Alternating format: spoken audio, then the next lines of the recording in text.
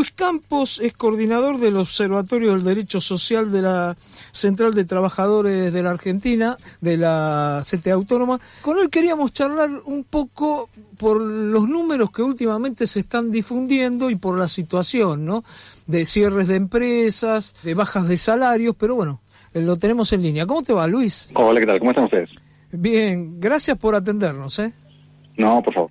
Mira, yo primero quería ver cuál es tu mirada, vos que investigás justamente en este sector, sobre la pérdida de trabajo, porque uno tiene la sensación de que es mayor la pérdida de trabajo de la que se dice, de la pérdida de puestos de trabajo. Pero por otro lado, uno ve también que hay mucho trabajo en negro. ¿Qué es lo que ves vos? Lo que está viendo en el último tiempo, te diría, en los últimos años, es una reconfiguración de las formas en las cuales los trabajadores y las trabajadoras se insertan en el mercado laboral. De hecho, en el último año y medio, durante la gestión del actual gobierno, tuvimos un proceso de destrucción muy fuerte de empleo formal, tanto en el sector público como en el sector privado. Sí. Aproximadamente casi 200.000 puestos de trabajo se perdieron en el último año y medio entre el sector público y el sector privado, pero en paralelo creció mucho el empleo por cuenta propia. Uh-huh. De hecho, la cantidad de ocupados totales, en comparación con 2 años atrás, es mayor. Es decir, hay más ocupados hoy hay más personas trabajando hoy que hace 2 años. Ajá. Y eso tiene que ver con que fundamentalmente creció mucho el empleo por cuenta propia, y dentro del empleo por cuenta propia, el cuentapropismo informal, es decir, el que no está inscripto en el sistema de seguridad social, que ni siquiera tiene para pagar el monotributo. Ajá. Entonces lo que estamos atravesando es un proceso de reconfiguración del mercado laboral, donde se van perdiendo los puestos de trabajo que tienen mayores salarios, mayores derechos, protección frente a una enfermedad, un accidente, la necesidad de tomar licencias, por ejemplo, la licencia por la salud, la licencia por enfermedad, la licencia por embarazo. Uh-huh. Esos puestos de trabajo son los que se van perdiendo como tendencia general, y van creciendo las formas más precarias de insertarse en el mercado laboral, que son fundamentalmente el empleo no registrado, los asalariados no registrados, y el empleo por cuenta propia, que viene siendo la estrella de los últimos años, que no es un proceso que haya empezado en diciembre del 2023, es una tendencia que viene, te diría, como tendencia general desde el 2012 en adelante, uh-huh. Que no casualmente coincide con el momento en el cual la economía argentina se paró. Uh-huh. La economía argentina no crece de manera sostenida desde el año 2012, y uh-huh. eso hizo que el mercado laboral se precarizara mucho. Uh-huh. Entonces, el empleo formal más o menos se mantuvo en términos estables, está estancado desde hace ya 13 años, uh-huh.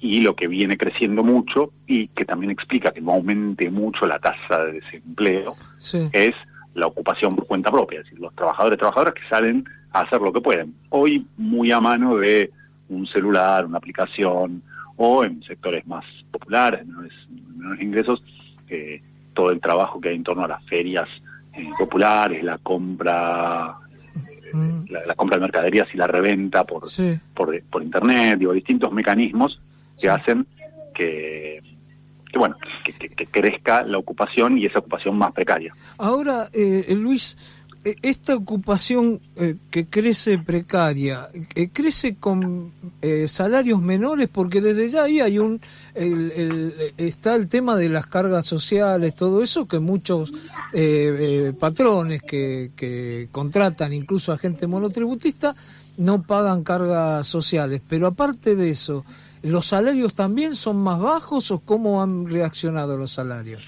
Sí, los salarios sobre todo el sector asalariados no registrados, históricamente son bastante más bajos que los salarios del sector formal de la economía. Uh-huh. En el caso del cuentapropismo, el comportamiento es mucho más heterogéneo. Dentro uh-huh. del mundo del trabajo por cuenta propia hay desde profesionales liberales, abogados, ingenieros, médicos, uh-huh. contadores, hasta el trabajo de oficios, que en muchos casos puede tener ingresos relativamente, a ver, no quiero decir importante, pero digo, no necesariamente ingresos de los más bajos de la pirámide de ingresos, y luego una una gran cantidad de trabajadores y trabajadoras por cuenta propia, te diría la mayoría, sí, que son los que están en la base, en los estratos de menores recursos, vendedores en la vía pública, algún tipo de todo el trabajo de changas, que no necesariamente tiene algún tipo de especialización, no necesariamente el trabajo de oficio, con lo cual ahí el mapa del empleo por cuenta propia es mucho más heterogéneo. ¿Y en el caso de la construcción? En el caso de la construcción, pasa un poco un fenómeno similar al del resto, con las especificidades, las particularidades que tiene la construcción, que es uno de los sectores que tiene los niveles más altos de no registro de las relaciones laborales. Claro. El sector que tiene mayor nivel de empleo no registrado es el trabajo en casas particulares, y luego, muy cerquita, el empleo en la construcción. Estamos hablando de casi el 70% de tasa de no registro, que es un nivel muy importante de asalariados no registrados, y que en los últimos años viene siendo lo que más crece. Si comparamos con un año atrás, 2025 contra 2024, en la construcción el empleo formal está en los niveles más bajos de los últimos 20 años, sacando la pandemia, y viene creciendo bastante el empleo no registrado y el empleo por cuenta propia en la construcción. Así que sí, viene siendo un sector también muy golpeado por la crisis. Y ahora, Luis, en esto el gobierno dijo, sacó hace poco, se conoció que aumentaron los salarios, tanto en el sector público como en el sector privado. ¿Eso es verdad? ¿Es parte de la verdad? ¿Cómo lo ven ustedes? No, es mentira. Lo que hace... cuando alguien te diga que suben o bajan los salarios, hay que preguntarse en qué periodo está tomando se está haciendo esa afirmación. ¿Contra qué se constata, no? Claro, por ejemplo, si tomamos el último dato del INDEC, que es el dato de mayo, en la variación mensual, es decir, en comparación contra abril, efectivamente los salarios le ganaron a la inflación. En mayo, el aumento nominal de los salarios fue superior al aumento de los precios. Ahora, tomar un mes no tiene mucho sentido, porque siempre vas a tener algún mes que suben, algún mes que bajan. Lo que tienes que ver son tendencias. Y efectivamente, cuando miramos un poco más la tendencia, lo que estamos viendo es que en los últimos meses el salario está relativamente estancado. Viene subiendo, cayendo, depende cuál sea el indicador que miramos, pero desde octubre del año pasado, el salario está más o menos en los mismos niveles. Algún mes sube un poquito, otro mes baja un poquito, algún mes sube un poco más, algún mes baja un poco más. Ahora, desde octubre del año pasado. Estos son niveles históricamente muy bajos. Y acá el impacto de la crisis sobre los salarios en el último año y medio fue también muy heterogéneo. En el sector privado registrado, los salarios están más o menos en los mismos niveles que estaban en noviembre del 2023, es decir, antes que asumiera el gobierno de Javier Milei, que eran niveles que estaban más o menos entre un 10 y un 15% por debajo de los niveles de 2018. Es decir, los trabajadores habían tenido una caída muy fuerte en su salario, en el poder adquisitivo de su salario, entre el 2018 y el 2023, y luego sufrieron un deterioro muy grande en los primeros meses del 2024, luego recuperaron y se estabilizaron en los mismos niveles de noviembre de 2023. En el caso del sector público, la caída fue catastrófica. Sobre todo a nivel nacional, ¿no? Hay algunas provincias o la ciudad de Buenos Aires que más o menos le empataron, ¿no? Pero es que, no necesariamente le empataron, pero los propios datos del INDEC muestran que en promedio el salario del sector público en el último año y medio cayó casi un 15%, lo cual es una caída muy importante. Ahora, en las provincias esa caída no llega en promedio al 7%. Con lo cual, obviamente, vas a tener jurisdicciones que incluso estén un poco por encima, o mejor dicho, que hayan tenido una caída menor a ese 7%. Claro, pero siempre abajo, digamos. No, pero en la nación la caída en el último año y medio fue superior al 30% en términos reales. O sea, los trabajadores estatales, nacionales, perdieron en un año y medio 1/3 del poder adquisitivo de su salario. No hay forma de ajustar un presupuesto familiar si a vos te reducen 1/3 tu salario en tan poco tiempo. Y eso es lo que explica muchos de los conflictos de alta visibilidad que estamos viendo. No solo los despidos en el Estado Nacional, sino el retroceso salarial que experimentan los trabajadores del Garrahan, del CONICET, de las universidades nacionales, de cualquier ministerio. Es una caída muy fuerte, además contra un nivel inicial, fines del 2023, que ya era muy bajo en términos históricos. Claro. En los últimos 4 o 5 años, te diría, los estatales nacionales perdieron, no tengo el número fino acá, pero no voy a estar muy lejos si te digo que perdieron la mitad del poder adquisitivo de su salario, del 2018 a esta parte. Así que es un retroceso que no tiene, al menos, comparación histórica, no tenemos una serie histórica de largo plazo que nos permita ver un periodo en el cual el salario de los estatales nacionales se haya deteriorado con la magnitud y la velocidad con la cual lo hizo en este último mes. Claro, a esto también se podría agregar el tema de los trabajadores pasivos, es decir, el tema de los jubilados, ¿no? Que también ahí han perdido. ¿Ellos cómo lo evalúan ustedes en el tema de la clase pasiva, digamos? Pasiva entre comillas, porque el otro día salieron cifras que el 63% de los jubilados trabajamos, ¿no? Así que bueno. Es que no les alcanza. Claro, no hay mucha ciencia. Digo, sí. ¿no? O sea, a ver, una persona necesita, hasta nuevo aviso, necesita plata para comprar las cosas básicas para poder reproducir su existencia biológica. Claro.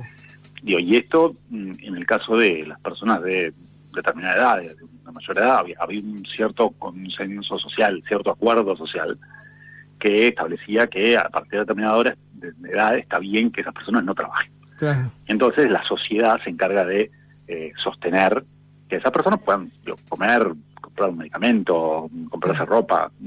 No estamos hablando de irse de vacaciones al Caribe. Con lo que es un salario diferido, ¿no? Es decir, porque esa persona en general aportó. Sí, y si no aportó directamente al tema de seguridad social, aportó a la construcción de la riqueza social. Claro, con sus impuestos. Que de una manera u otra trabajaron. Sí.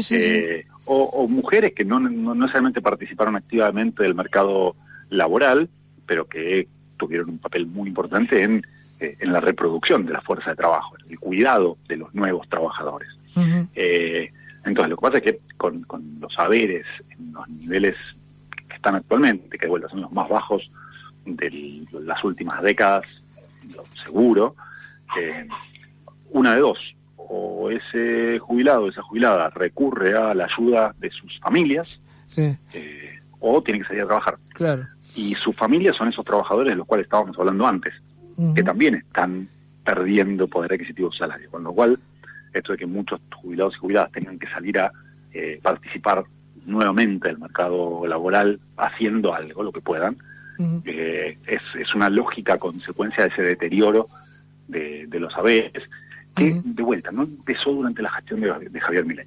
De hecho, lo que hizo el actual gobierno fue aprovechar una licuación muy fuerte que habían tenido los saberes en el 2023 y cambiar la fórmula para que no hubiera ninguna posibilidad de recuperación posterior. Claro. Entonces, muchas veces lo que dice el gobierno es, durante mi gestión los saberes jubilatorios no perdieron porque comparan contra noviembre del 2023, mes en el cual el retroceso, la licuación de los saberes jubilatorios ya se había producido. Claro.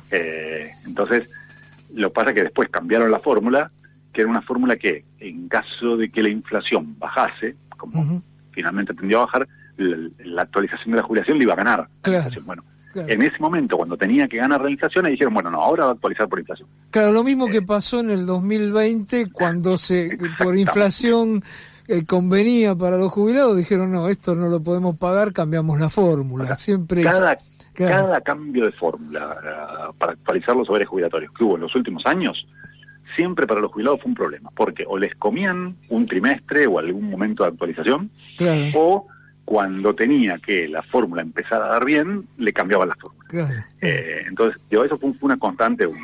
Hace bien en citar el caso del 2020, pero también en el 2017. En el 2017 el bimestre también de diciembre. Exactamente. Que en el enganche de la fórmula, que pasó lo mismo con Milei, con la fórmula también, el 7,2% que hoy está en discusión, que se votó en diputados, que lo va a vetar Milei, y que es justamente ese 7,2% es lo que comieron en el empalme, ¿no? Exactamente. Exacto. Que digo, con cada caso a su manera, con sus particularidades, pero en los Siempre. últimos 3 casos, siempre implicaron En contra. un retroceso, Claro. una afectación de los saberes. Luis, una pregunta, porque ¿qué análisis hacen sobre el salario mínimo vital y móvil que dejó de ser mínimo vital y móvil, está en 317.800 pesos? Esto que fue, bueno, una conquista del año 66, creo que fue, de la época 60 sí, del gobierno de Ilia. Que hoy se ha dejado de lado y prácticamente se reúnen a discutir el salario, nunca se ponen de acuerdo, y hay un salario totalmente deteriorado que inclusive ya no incide como en otras épocas, que incidía para que subiera un poco la jubilación, que no podía estar menos que un 20% menos del salario mínimo vital y móvil. Es decir, ha quedado totalmente devaluado. ¿Qué análisis hacen de eso? Hoy el salario mínimo vital y móvil es más una herramienta de ancla salarial que de empuje. Cuando el salario mínimo está tan bajo, lo que termina pasando es que o nadie lo toma en cuenta, o los que lo miran lo ven tan abajo que por más que estés un poquito arriba del salario mínimo vital y móvil, seguís estando en términos absolutos muy bajo. Lamentablemente, este gobierno lo que hizo fue profundizar ese retroceso, que es un retroceso nuevamente que arranca en el 2011. Cuando vemos la serie del salario mínimo vital y móvil desde el 2011 en adelante, lo que vemos es un retroceso con algún momento de repunte, pero un retroceso tendencial muy marcado, que tuvo algunas caídas muy fuertes, sobre todo 2018, 2019 y este último año y medio, que de vuelta, lamentablemente están reduciendo un derecho constitucional, porque vos citabas el origen normativo, las primeras discusiones. Recordemos, todos los trabajadores y trabajadoras tenemos derecho a un salario mínimo vital y móvil, y eso está reconocido en la Constitución Nacional de 1957. Claro. Lejos de ser una constitución peronista. Claro, sí. O sea, sí, y después la ley recién la aplica Ilia, como decía, pero ya estaba en la Constitución, claro. Claro. Pero bueno, lamentablemente hoy se reduce a una especie de papel mojado, porque de vuelta, con 300.000 pesos, 310.000 pesos, está el último valor, claramente un trabajador no puede sostener alimentación, vivienda, educación, previsión, esparcimiento, transporte. No, ya empezamos, no puede sostener alimentación, ya está. Pero yo no hacía esa enumeración de manera caprichosa. Se estaba enumerando lo que dice la ley, claro, 116 de la ley de trabajo, que tendría que tener el salario mínimo, para lo cual tendría que servir el salario mínimo vital. Claro, bueno, entiendo. está muy lejos de eso. Entiendo. Luis, yo te agradezco mucho por este repaso de cuál es la situación hoy laboral, que nos sirve mucho, y bueno, siempre te seguimos y vemos que tus tweets y todas las investigaciones serias que haces, que realmente nos sirven mucho para todos aquellos que hacemos, que queremos transmitirle a la gente lo que está pasando realmente, no lo que por ahí se dice que está pasando. Te agradezco mucho por esta comunicación. Abrazo grande y gracias a ustedes. Un abrazo grande.